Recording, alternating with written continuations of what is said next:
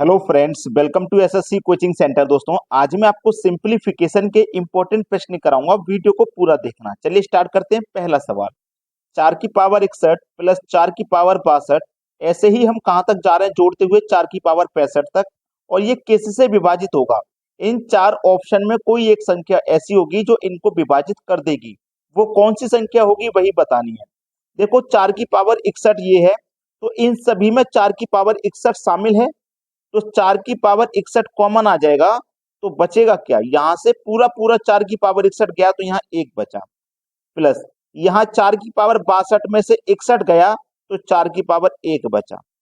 4 की पावर 61 चला गया 63 में, तो 61 चला गया तो 2 बचेगा। यहाँ पे 61 चला गया तो 4 की पावर 3 बचेगा। और यहाँ 61 चला गया तो 4 की पावर 4 बचेगा। ठीक है ना? चलिए, 4 की पावर 61 1 प्लस 4 की पावर 1 का मान 4, 4 की पावर 2 का मान 16, 4 की पावर 3 का मान 64, 4 की पावर 4 का मान 256। ठीक है, सबको जोड़ लेना है। प्लस के साइन है तो सबको जोड़ लीजिए। सबको जोड़ेंगे तो जोड़ नहीं पाएगा, 341। ठीक है, अब ये जो 341 है, कौन सी संख्या ऐसी है इन ऑप्शन में जो इस 341 को काट देगी? कौन सी संख्या है? 17 से कटाएंगे, 17 दूनी 34, एक फिर भी बच जाएगा, तो 17 से नहीं कटा। 11 से कटाओ, 11 दूनी 22, 11 तिया 33, 34 में से 33 कट गया, एक बचेगा, एक में एक लगा दो 11, 11 एकम 11, 11 से कट जाएगा। 5 से नहीं कटेगा और 3 से भी नहीं कटेगा, तो हमारा सही जवाब क्या हो गया? 11। तो ये पूरी संख्या 11 से विभाजित हो जाएगी। अब देखते हैं आगे। अगला सवाल है, यहां आपको दो प्रश्न दिखाई दे रहे हैं और दोनों में ऐसा नहीं है कि कुछ भी अलग हो, बस थोड़ा सा डिफरेंस है। और वो डिफरेंस है साइन का। यहाँ पे साइन प्लस है और यहाँ पे साइन माइनस है, और कोई ज्यादा डिफरेंस आपको देखने को नहीं मिलेगा। तो मैं आपको बता दूं कि अगर प्लस में हो, प्रश्न आपका इस तरीके का हो और प्लस में हो, प्लस करना है। आपके पास 7 और 5 यहाँ भी है, 7 और 5 यहाँ है, यहाँ भी वही और यहाँ भी वही, लेकिन प्लस करने के लिए बोला है। तो बस आपको ये 7 और ये 5 दोनों को प्लस कर देना है, आंसर आ गया। बताइए, पेन और पेपर की जरूरत पड़ेगी आपको? नहीं पड़ेगी। लेकिन अगर माइनस हो तो आप माइनस मत कर देना। अगर माइनस हो तो आपने सोचे कि भाई 3 में से 2 माइनस कर दूं, एक आंसर आ जाएगा। नहीं, माइनस के लिए अलग तरीका है। प्लस वाले में तो इन दोनों संख्याओं को बस प्लस कर देते हैं, आंसर आ जाता है। माइनस वाले में क्या करते हैं? आपके पास संख्या क्या क्या है? √3 और आपके पास है √2। यही तो है, √3 और √2। इन दोनों का आपस में गुना करना है। ठीक है, और इसका 2 से गुना कर देना। ठीक है, बात समझ में आ गई? अब √3 का गुना √2 से होगा तो 3 दूने का 6, तो √6 आ गया। और ये क्या आपका 2, तो 2 √6। ये आपके सवाल का सही जवाब है।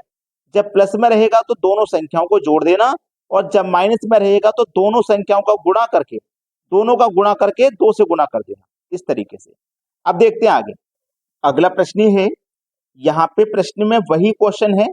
संख्याएं 3 और 2, 3 और 2 वही संख्याएं हैं, बस माइनस प्लस का अंतर है।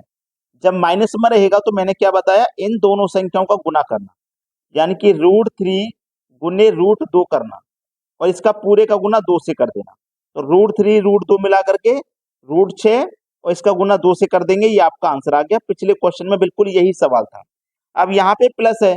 ये एक जैसी संख्याओं के मैंने सवाल इसलिए लिए क्योंकि आपको ऐसा ना लगे कि सर संख्याएं अलग थी इसलिए आप करा रहे हो। नहीं, संख्या कुछ भी हो, बस प्लस माइनस आपको यहाँ देखना है। अब इस बार प्लस है, तो प्लस वाले में क्या करना होगा? 3 और 2 को जोड़ लो, बस 3 + 2 को जोड़ लो, 5 हो गया। यही है आपके प्रश्न का आंसर। क्लियर हो गई ये बात? अब देखते हैं आगे। अगला प्रश्न है, यदि x बराबर इतना और y बराबर इतना, तो x² + y² का मान क्या होगा? बहुत अच्छा सवाल है, देखिएगा ध्यान से प्रश्न को। क्या यहाँ देखो स्क्वायर है ना, तो इस स्क्वायर रूट से ये स्क्वायर कट जाएगा, तो 3 + 1 बचेगा, तो हम 3 + 1 लिख लेंगे। बटे में भी स्क्वायर से ये रूट कट जाएगा, तो 3 - 1 बचेगा, हम 3 - 1 लिख लेंगे। ठीक है, प्लस यहाँ पे भी वही होगा, स्क्वायर से ये रूट कट जाएगा, तो 3 - 1 आ गया। और यहाँ पे भी स्क्वायर से रूट कट जाएगा, तो 3 + 1 आ जाएगा। 3 में जोड़ दो 1 4, 3 में से घटा दो 1 2, प्लस 3 में से गया 1 2, 3 में जोड़ दो 1 4।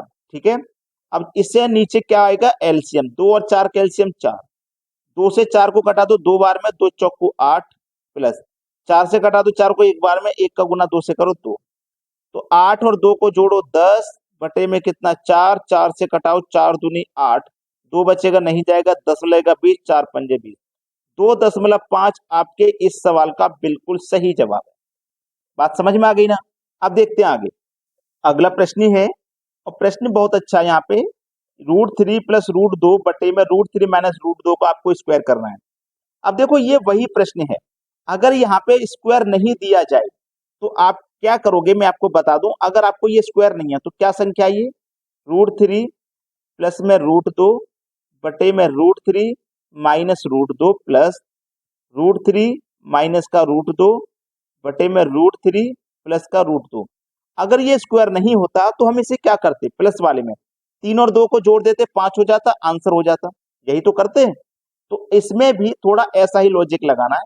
बस क्या करना है, जब यहाँ पे स्क्वायर हो तो पहले इनको जोड़ो, 3 और 2 मिलकर के 5 हो गया, 5 का स्क्वायर कर दो 25 हो जाएगा, है ना। 5 का स्क्वायर कर दिया क्योंकि स्क्वायर में 25 हो गया।